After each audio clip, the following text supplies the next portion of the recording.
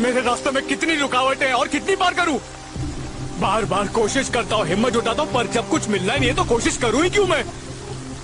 मैं कभी कुछ नहीं बन सकता हूँ। एक कदम भी बढ़ाता हूँ तो मुंह के बल गिरता हूँ।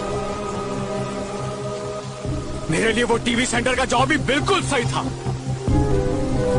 इस दुनिया में मेरी औकात ही क्या है? सुबह उठ के दांत घसो, दोपहर में दारू पियो और रात को पड़ जाओ।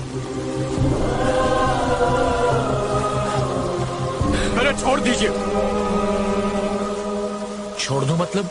छोड़ दो मतलब आप नहीं समझेंगे। मैं नहीं समझता या तुम? मेरी जनरेशन में हमसे गलतियां होती थी, लेकिन हम उसे छोड़ते नहीं थे। छोटी से छोटी गलती को भी ढूंढ ढूंढ कर निकालते थे, उसे ठीक करते थे, फिर आगे बढ़ते थे। लेकिन तुम्हारी जनरेशन में यही प्रॉब्लम है। अगर कोई चीज या कोई इंसान या कोई सपना पसंद न आए तो उसे वहीं छोड़कर दूसरी राह पर निकल पड़ते हो। अगर हर चीज इसी तरह छोड़ते रहे तो आखिर में तुम खाली हाथ ही रह जाओगे। अगर कोई प्रॉब्लम खड़ी हो जाती है तो उसका सामना क्यों नहीं करते, उसे सॉल्व क्यों नहीं करते?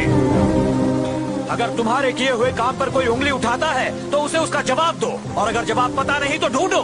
अगर अपनी गलतियां सुधार लोगे तो दुनिया की कोई ताकत तुम्हें नहीं रोक सकती। सालों से भगवान की पालकी का बोझ अपने कंधे पर उठाता रहा, लेकिन तुम्हारी जिम्मेदारी का बोझ मुझ पर से अब तक नहीं उतरा। तुम्हारा बोझ नहीं उठा पा रहा, जबकि भगवान का बोझ भी हंसते हंसते उठा लिया मैंने। बेटा अब भी टीवी सेंटर में ही काम करेगा।